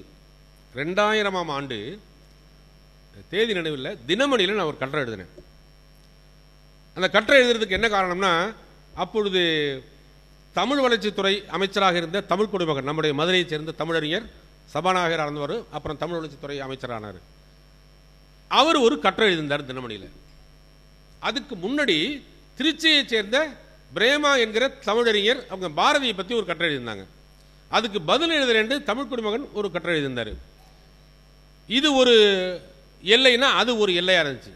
அதாவது தனித்தமிழே ஆகாது அப்படின்னு அந்த அம்மா எழுத, தனித்தமிழ் தான் எல்லாம் அப்படின்னு தமிழ் குடிமகன் ஐயா எழுத, நான் ஒரு கட்டுரை எழுதினேன், இருமுனை தவறுகள். அந்த கட்டுரை தலைப்பு நீங்கள் என்ன கூகுளில் போய் இருமுனை தவறுகள் முத்துநடவன் போட்டிங்கன்னா அந்த கட்டுரை கிடைக்கும். அதில் நான் மையமாக 2000ஆம் ஆண்டு அதில் நான் மையமாக சொன்னது, தமிழை வெறும் பயிற்று மொழியாக மட்டும் பார்க்க முடியாது, அது வயிற்று மொழியாக வர வேண்டும் என்றால் தமிழ் படித்தவர்களுக்கு 20 விழுக்காடு அரசு பணிகளில் முன் இடஒதுக்கீடு தர வேண்டும் அப்படின்னு எழுதியிருந்தேன். இது கலைஞர் பார்த்தாரா என்னன்னு தெரியாதுங்க, நான் சொல்லி தான் கலைஞர் பண்ணாருன்னா அந்த அளவுக்கு நான் ஒன்றும் பெரிய ஆளும் கிடையாது, கலைஞர்கிட்ட நிற்கிற அளவுக்கு தகுதியும் கிடையாது எனக்கு.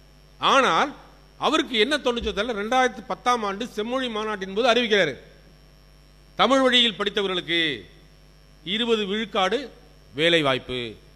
ஏன் இங்கே எல்லாம் தான் மெட்ரிகுலேஷன் நோக்கி ஓடிக்கிட்டு இருந்துச்சேன். ஒரு உண்மையை சொல்லணும்னா 1977 ஆட்சி மாற்றம் வந்ததில் எம்ஜிஆர் முதல் முறையாக முதல்வரானார். இந்த 77லிருந்து 80க்குள் நூற்றுக்கணக்கான ஆங்கில வழி பள்ளிகள் உருவாயின. இதெல்லாம் வரலாறு. ஆங்கிலேயர் காலத்திலேயே 8ஆம் வகுப்புக்கு அப்புறம் தான் ஆங்கிலம் வந்துச்சு. தெரியுமா உங்களுக்கு?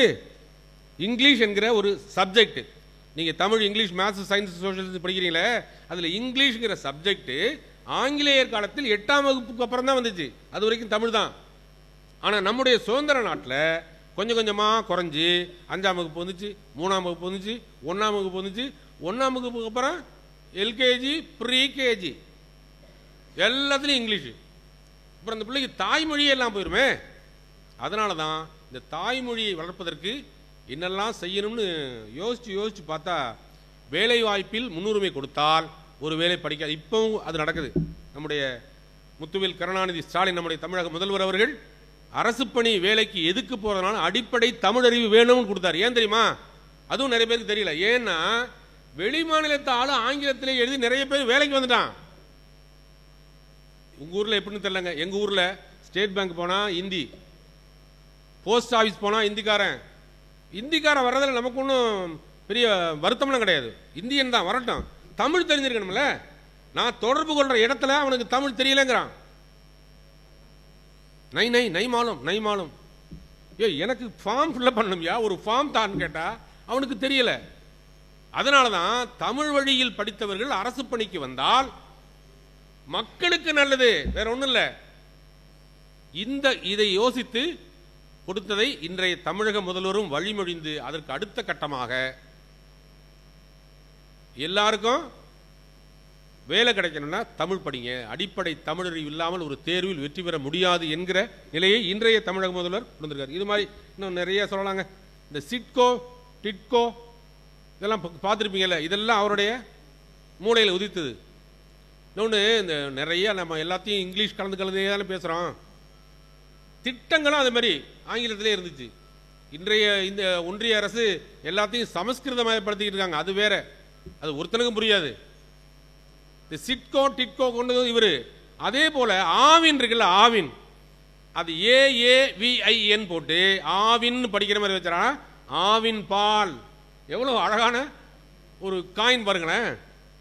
அதே போல மெகா சீரியல்ங்கிறோம்ல, நான் அதை பார்க்கும்போதே எனக்கு என்னடா மெகா சீரியல்னு சொல்றாங்க, ஒரு தமிழ்னு சொல்லக்கூடாதுன்னா அவர் கண்டுபிடிச்சு சொன்னாரு, நெடுந்தொடர்னர். சின்ன சின்ன விஷயத்தையும் தன்னுடைய சாமர்த்தியத்தினால பெரிய விஷயங்கள் எல்லாம் தள்ளிவிட்டு போயிட்டே இருப்பார். கர்நாடகாவுக்கும் நமக்கும் ஆத்துல தகராறு, காவிரி ஆத்துல இல்லையா. பெரியார் கேரளாவுக்கும் தமிழ்நாட்டுக்கும் தகராறு. இங்கே ஒன்று இருக்குது பாலாறு, அது தமிழ்நாட்டுக்கும் கர்நாடகம் தகராறு. நமக்கு தண்ணி பிரச்சனையே இல்லாமல் எவ்வளோ வேணாலும் வாங்கிக்கன்னு சொல்கிற ஒரே மாநிலம் பாண்டிச்சேரி தான். வாங்கிக்க, பாக்ஸாக வாங்கிக்கங்கிறான். ஆனால் இந்த மாதிரி சூழ்நிலையில் சின்ன விஷயம் கூட பத்திக்கிட்டு எரியும். பார்த்துருக்கீங்களா? இந்த கமல் சொல்லி மாட்டிக்கிட்டார்ல, கமல் சொல்லி பெருசாக பிரச்சனை ஆயிடுச்சு. ஆனால் இதே விஷயத்தை கலைஞர் செஞ்சிருக்கிறாரு, ஒருத்தருக்கும் தெரியாது, பிரச்சனையே இல்லாமல் முடிஞ்சிருச்சு. இப்போ பாடினோம்ல, நீராறும் கடலுடுத்த நிலமடந்தை கீழ் ஒழுகும், அதில் நடுவில் 4 வரியை நைஸாக உருவி இருப்பார் கலைஞர். கன்னடமும் கலிதெலுங்கும் கவின் மலையாளமும் துளுவும் உன் உதரத்து உதித்தெழுந்தே ஒன்று போல ஆயிடினும் ஆரியம்போல் உலக வழக்கு அழிந்து ஒழிந்து சிதையாவும் சீரிடமை திறமை என்று செயல் மறந்து வாழ்த்துதுமே என்பது முழு பாடல். மனோன்மணியம் சுந்தரனார் எழுதுவது முழு பாடல். ஏன் இந்த 4 வரி எடுத்தீங்கன்னு அப்ப நிறைய பேர், நீங்க எப்படி பெரிய மனோன்மணியம் சுந்தரனார் எழுதுனது கை வைக்கலாம், நீங்க தமிழறிஞர் ஒரு தமிழ் புலவர் எழுதுனது கை வைக்கலாமா, அதுக்கு யார் உங்களுக்கு உரிமை கொடுத்து ஆவுன்னு கத்துனாங்க. இவ வாயே திறக்கல, பேசாம இருந்தார். ஆனா அணுக்கமா பக்கத்துல போய் கேட்டவங்கள்ட்ட சொன்னாரு, இந்த கன்னடத்துக்காரங்க மலையாளத்துக்காரங்க இவங்களுக்கெல்லாம் தமிழ்லேருந்து தான் வந்துச்சுன்னு சொன்னால் ஒத்துக்குருவாங்களா? நான் பெங்களூர் போயிருக்கேன், அங்கே யாருமே தமிழிலிருந்து தான் கன்னடம் வந்ததுங்கிறத ஒத்துக்கவே இல்லை. நாங்கள் தனியாக பிறந்து வந்தோம், சரி இருந்துட்டு போகிறாங்க. இந்த உணர்வு அவர்களுக்கு வரும் என்பதை முன்னே புரிந்து கொண்டுதான் கன்னடமும் கலிதெலுங்கும் கவின் மலையாளமும் துளுவும் உன் உதரத்து உதித்து எழுந்தே ஒன்று பல ஆயிடினும் ஆரியம் போல் உலக வழக்கு அழிந்து ஒழிந்து சதையா. அது வேற பெரிய சிக்கல் இருக்கு. ஆரி மொழிங்கிறது வடமொழி, சமஸ்கிருதம், அது வழக்கிலேயே இருந்ததில்லை என்னைக்குமே என்று வருகிற வரிகளை எடுத்துட்டாரு. எடுத்துட்டதுனால தமிழ்தாய் வாழ்த்து எந்த ஆட்சி வந்தாலும் மாற்ற முடியாமல் 1970 55 ஆண்டுகளாக ஒழிக்கப்படுவதற்கு காரணம் கலைஞரின் மூளை. இந்த சாமர்த்தியம் இல்லதனாலதான் கமல் அவர் பாட்டுக்கு யதார்த்தமா சொல்லிட்டாரு. கன்னடம் வந்து அவருடைய நண்பர் அந்த நடிகர் இருந்தார்ல, அவரை பார்த்து சொல்லி தமிழும் கன்னடமும் உறவுன்னு சொல்லிட்டு போயிருக்கலாம். அம்மா பிள்ளை உறவுன்ட்டாரு.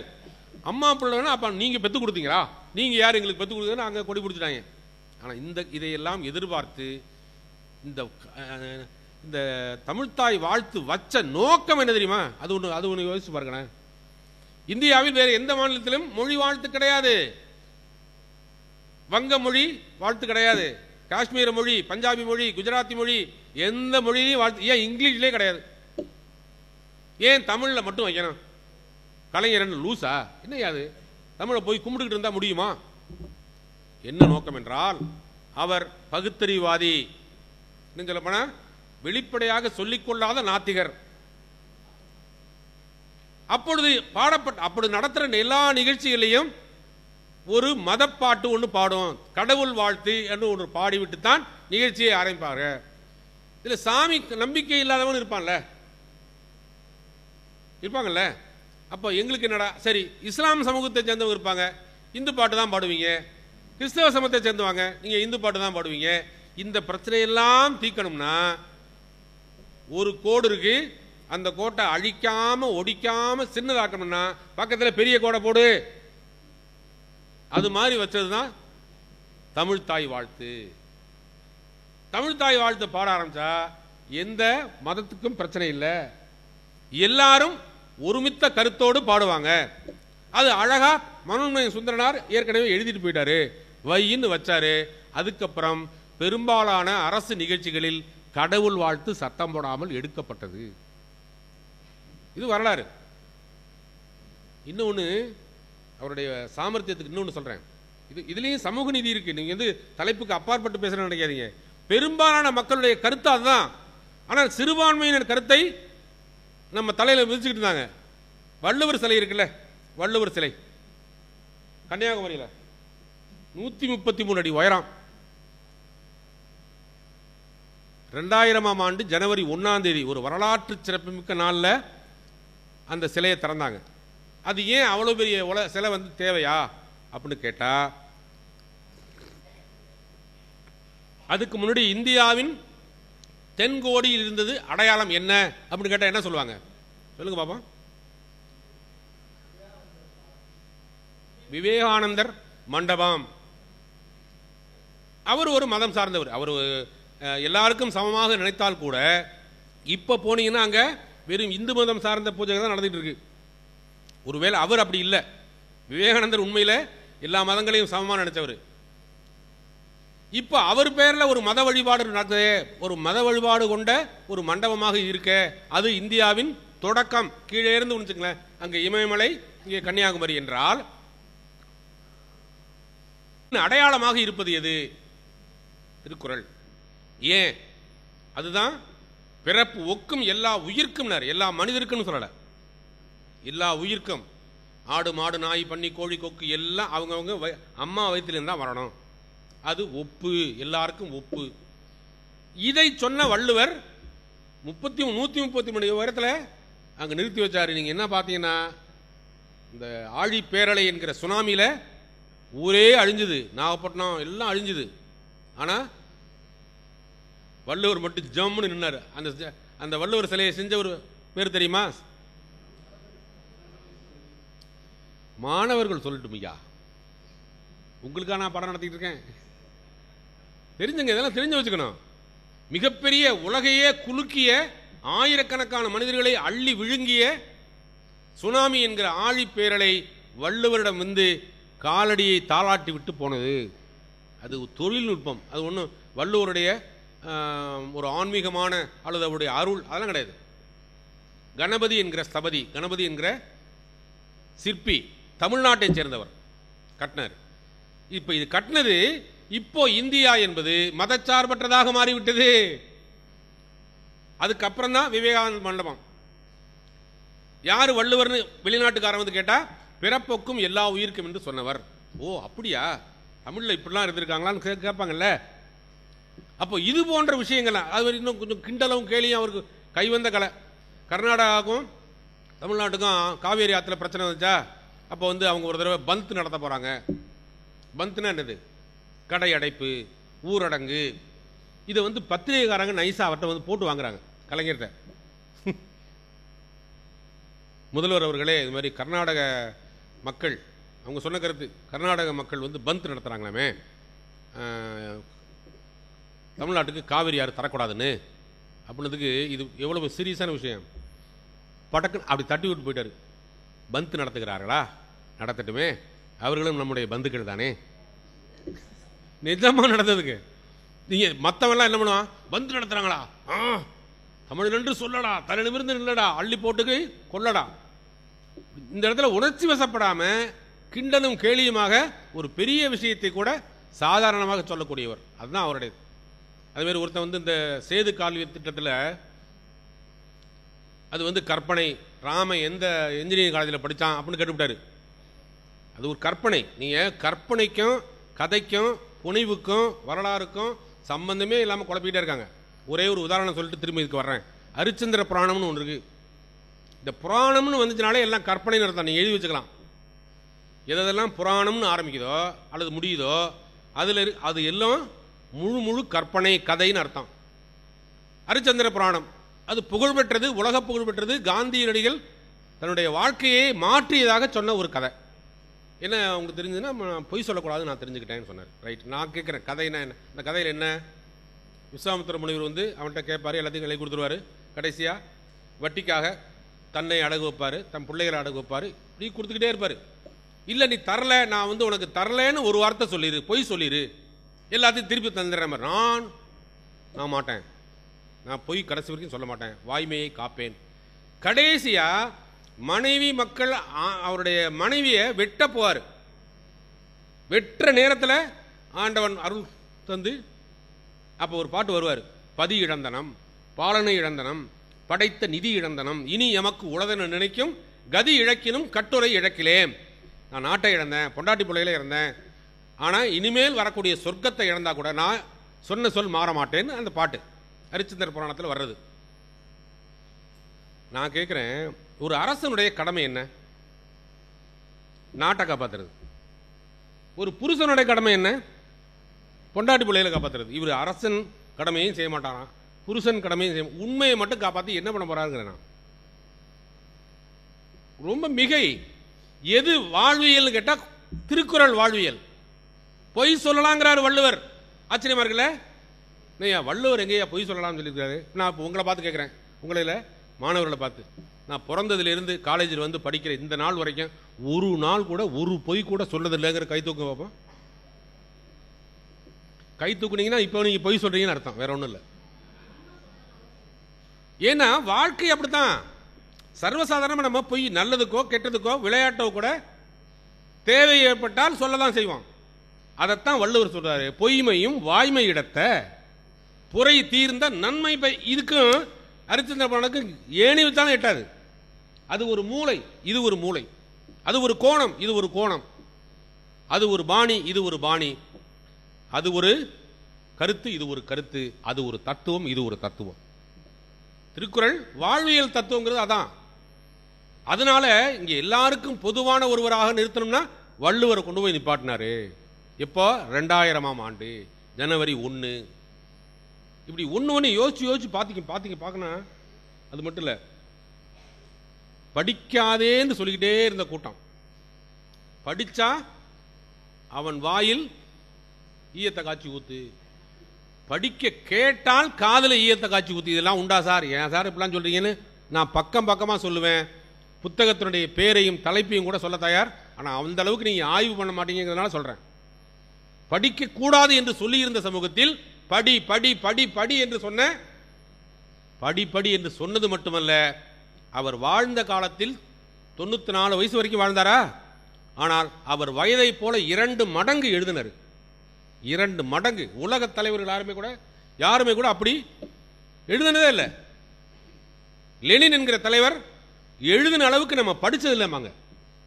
அதுபோல உலகத்தை மாற்றிய காரல் மார்க்ஸ், அவர் படிக்கும்போது எழுதும்போது குடிச்ச சிகரெட் அளவு கூட, சுருட்டு அளவு கூட நாம படிச்சது இல்லைமாங்க.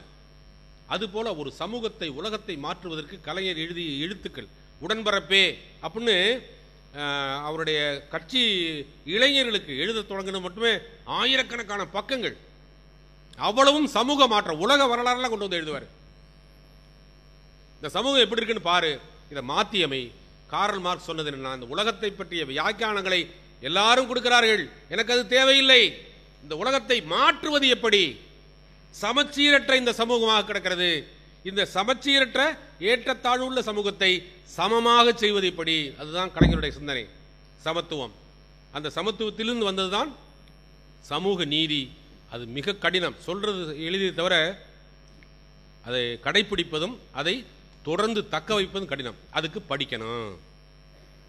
அதனால்தான் கலைஞர் ஒரு அடையாளமாக, சென்னையின் அடையாளமாக, சென்னை அண்ணா நூற்றாண்டு நினைவு நூலகம் ஆசியாவிலேயே மிகப்பெரிய நூலகம் கோட்டூரில் கட்டினார்.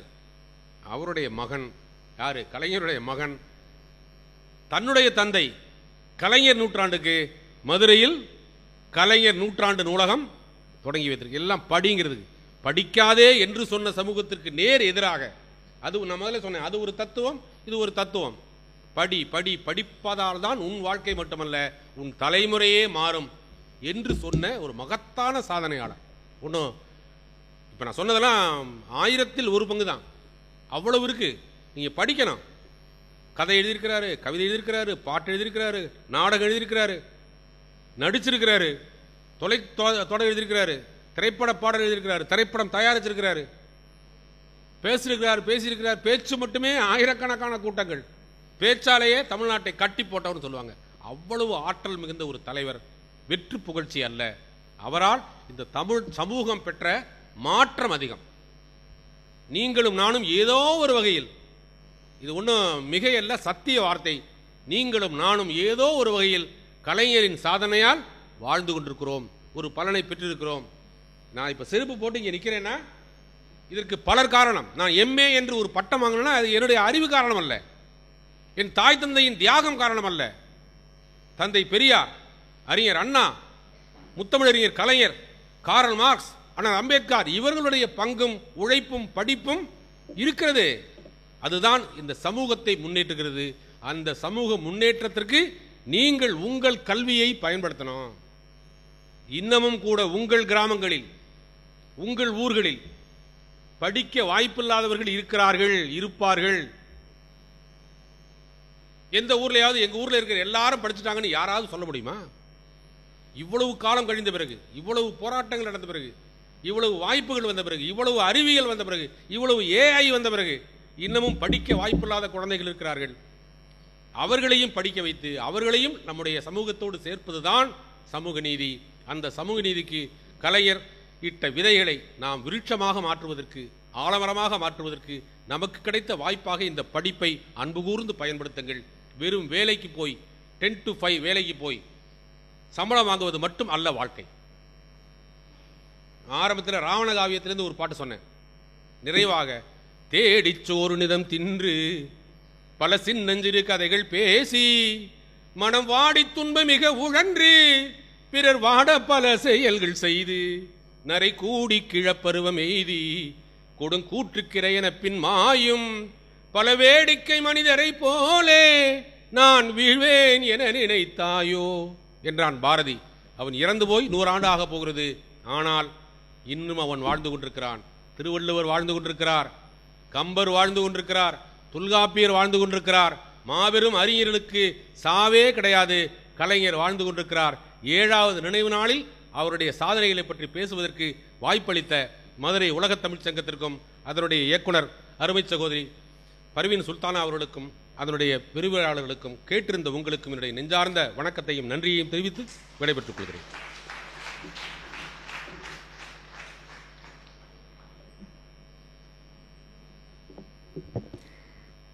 நன்றி ஐயா. இடஒதுக்கீடு, கல்வி, சாதி, பெண் கல்வி, பெண்களுக்கு சொத்துரிமை, தமிழில் வழிபாடு, அனைத்து சாதியினரும் அர்ச்சகராகலாம், தமிழ் வழியில் பயின்றால் 20 விழுக்காடு இடஒதுக்கீடு, மொழி வாழ்த்து என சமூக நீதிக்கு முத்தமிழறிஞர் கலைஞர் அவர்கள் செய்த பணிகளை பட்டியலிட்டு மிக அழகாக உரை தந்த முத்துநிலவன் ஐயா அவர்களுக்கு எங்களுடைய மனமார்ந்த நன்றியினை தெரிவித்து மகிழ்கின்றோம். நன்றி ஐயா. இந்த நிகழ்ச்சி உலகத் தமிழ்ச் சங்கத்தின் முன்னாள் இயக்குனர் முனைவர் க. பசும்பொன் ஐயா அவர்கள் வருகை தந்திருக்கின்றார். ஐயா அவர்களுக்கும் பேராசிரியர் ரேணுகா தேவி அம்மா அவர்களுக்கும் எங்களுடைய அன்பின் வணக்கம். வணக்கம் ஐயா. நன்றியுரை ஆற்ற வருகின்றார் உலகத் தமிழ்ச் சங்கத்தின் ஆய்வறிஞர் முனைவர் சு. சோமசுந்தரி அவர்கள். அதற்கு முன்பாக முனைவர் க. பசும்பொன் ஐயா அவர்கள் முத்துநிலவன் ஐயா அவர்களுக்கு சான்றிதழ் வழங்கி சிறப்பிக்க வருமாறு அன்போடு கேட்டுக்கொள்கிறேன்.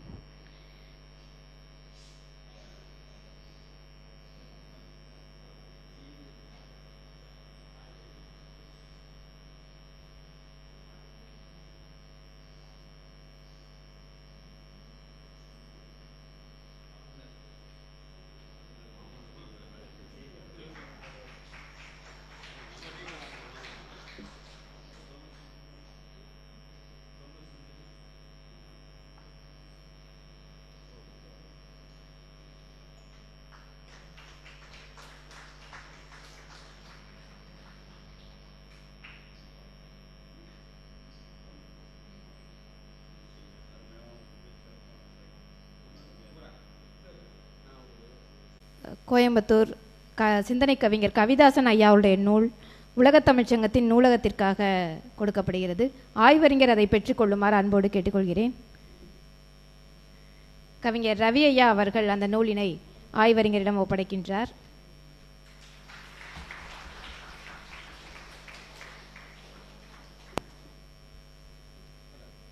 ஐயாவுடைய நூல்களை பெற்றுக்கொள்ளுமாறு ஆய்வறிஞரை கேட்டுக்கொள்கிறேன்.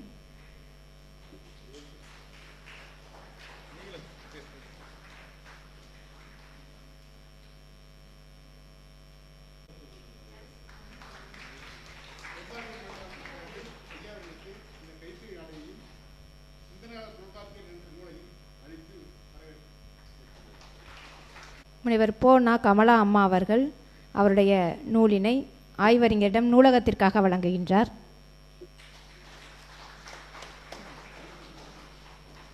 தொல்காப்பியம் ஓர் கலை அறிவியல் களஞ்சியம்.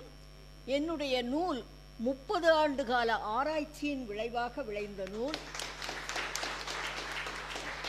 இதனை உலகத் தமிழ் சங்கத்திற்கு அன்பளிப்பாக அளிக்கின்றேன். பெற்றுக்கொள்ளுமாறு அன்போடு வேண்டுகிறேன்.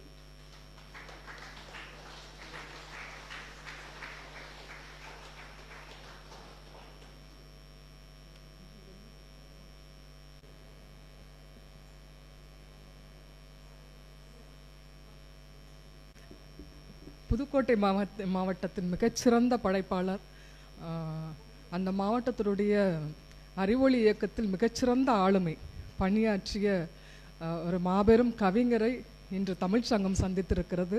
அவரை சந்திக்கக்கூடிய வாய்ப்பு நமக்கெல்லாம் மிகப்பெரிய ஒரு வாய்ப்பாக நினைக்கிறேன். ரொம்ப அருமையாக இருந்தது அவரோட கவிஞரோட இந்த உரை. அன்பும் நன்றியும் தோழர்.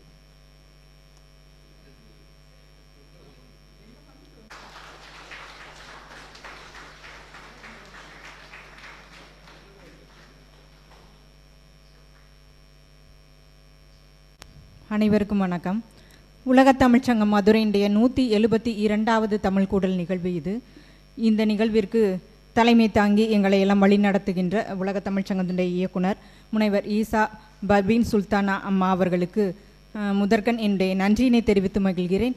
இந்த நிகழ்வு ஒரு மிகச்சிறப்பான நிகழ்வாக அமைய வேண்டும் என்பதற்காக எங்களையெல்லாம் ஒரு மிகச்சிறப்பாக வழி நடத்தி கொண்டிருக்கிறார் அம்மா அவர்களுக்கு தமிழறிஞர்கள் உங்கள் அத்துணை பேரின் சார்பிலும் நன்றியினை தெரிவித்து மகிழ்கிறேன். இந்த நிகழ்வு அரசு கலை மற்றும் அறிவியல் கல்லூரி திருமங்கலத்தோடு இணைந்து நடத்துவதில் உண்மையில் மகிழ்ச்சி அடைகிறோம். அம்மா அவர்கள் வளர்மதி அம்மா அவர்களிடம் பேசும் பொழுது உடனே முதல்வரிடம் ஒப்புதல் வாங்கி மாணவர்களை எல்லாம் அழைத்து கொண்டு வந்தார்கள். அது மட்டுமல்லாது ஒரு அருமையானதொரு முன்னிலை உரை ஆற்றி சிறப்பித்தார்கள். அம்மா அவர்களுக்கு உலகத் தமிழ்ச்சங்கம் மதுரையின் சார்பாக நன்றியினை தெரிவித்து மகிழ்கிறோம். நன்றி அம்மா. தமிழ் கூடல் உரை வழங்கி சிறப்பித்த தமிழ்நாடு முற்போக்கு எழுத்தாளர் கலைஞர்கள் சங்கத்தினுடைய மாநில துணைத் தலைவர் கவிஞர் முத்துநிலவன் அம்மா ஐயா அவர்கள் பேசும் பொழுது ஒரு மிகச்சிறப்பான உரைன்னு சொல்கிறேன். ரொம்ப யதார்த்தமான உரை. ரொம்ப கேட்கும் பொழுது ரொம்ப ஆழமாக தெரியாட்டினாலும் அவங்க பேசும் பொழுது அந்த சமூக விஷயங்களின் ஊடாக அந்த கலைஞருடைய சமூக நீதி என்பது எப்படி அமைந்தது, அந்த சமூக நீதி எப்படியெல்லாம் மக்களை காத்தது என்பதை மிக அருமையாக பதிவு செய்தார். இந்த தலைப்பை எடுத்துக்கொண்ட போது ஐயா சொன்னாங்க, சமூக நீதி குறித்து நிறைய பண்ணியிருக்கேன்ப்பா அப்படின்னு சொன்னாங்க. அதை சொல்லக்கூடிய விதம் ரொம்ப அழகாக இருந்தது. மாணவர்கள்ட்ட ஈஸியாக போய் சேர மாதிரி சொன்னாங்க. நிறைய விஷயங்கள் பேசினாங்க. அவர் சொன்ன அந்த இடஒதுக்கீடு பற்றி சொன்னாங்க. பெண்கள் முன்னேறினா மட்டும்தான் சமூகம் முன்னேற முடியும் என்று சொன்னவர் கலைஞர். அது மட்டும் இல்லாது அடித்தட்டு மக்களுக்கு இழைக்கப்பட்ட கொடுமைகளிலிருந்து அவர்கள் எப்படி மீண்டெடுக்க முடியும், அவர்கள் எப்படி மாற முடியும்னா பொருளாதார வளம் மூலமாக தான் அவங்கள மாற்ற முடியும் என்று சொன்னவர் முத்தமிழறிஞர் டாக்டர் கலைஞர் அவர்கள். அதையும் அருமையாக பதிவு செய்தார்கள்.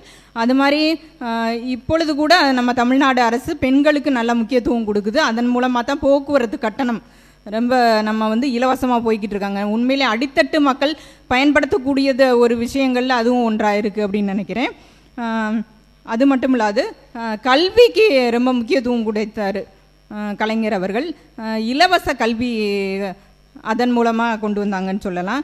இன்னொன்று அவங்க சொன்னது, தமிழ்நாடு அரசு வேலை வாய்ப்பில் இடஒதுக்கீடு கொடுத்தாங்க. தமிழ் வழியில் படித்தவங்களுக்கு இடஒதுக்கீடு கொடுத்தது கலைஞர் சொன்ன ஒரு மிகச்சிறப்பான விஷயம். அதன் மூலமாக மக்கள் முன்னேற்றம் அடைய முடியும் என்பதை கொண்டு வந்தவர். அது மாதிரி கோவில்களில் அர்ச்சகராகிறதுக்கு அவர் கொண்டு வந்த திட்டத்தையும் ரொம்ப அழகாக வழிமொழிஞ்சாங்க. இப்போ அடித்தட்டு மக்களும் முன்னுக்கு வருவதற்காக அவர் சொன்ன சமூக நீதிகளை எல்லாம் மிக அருமையாக எடுத்துரைத்தார். முத்துநிலவன் ஐயா அவர்களுக்கு எங்களுடைய மனமார்ந்த நன்றியினை தெரிவித்து மகிழ்கிறோம். மிக்க நன்றி ஐயா. இந்த நிகழ்விற்கு உண்மையிலே மாணவர்களுக்கு ஒப்புதல் வழங்கி அழைத்து வந்த அரசு கலை மற்றும் அறிவியல் கல்லூரியுடைய முதல்வர் அவர்களுக்கு எங்களுடைய நன்றியினை இந்த நிகழ்வின் மூலம் தெரிவித்து மகிழ்கிறோம். அது மாதிரி மாணவ கண்மணிகள் உங்கள் அத்துணை பேருக்கும் எங்களுடைய மனமார்ந்த நன்றி. ஏன்னா காலையிலேருந்து வந்து இவ்வளவு நேரம் ரொம்ப அமைதியாக இந்த நிகழ்வை கவனிச்சுங்க. அதற்காக எங்களுடைய நன்றியினை தெரிவித்து மகிழ்கிறோம். தமிழ் அறிஞர்களுக்கும் தமிழ் ஆர்வலர்களுக்கும் அது மாதிரி முன்னாள் இயக்குனர் பசும்பொன் ஐயா அவர்களுக்கும் ரேணுகாதேவி அம்மா அவர்களுக்கும் உள்ளிட்ட அத்துணை பேருக்கும் நன்றியினை தெரிவித்து கொண்டு விடைபெறுகின்றோம். நன்றி, வணக்கம். நாட்டுப்பண்.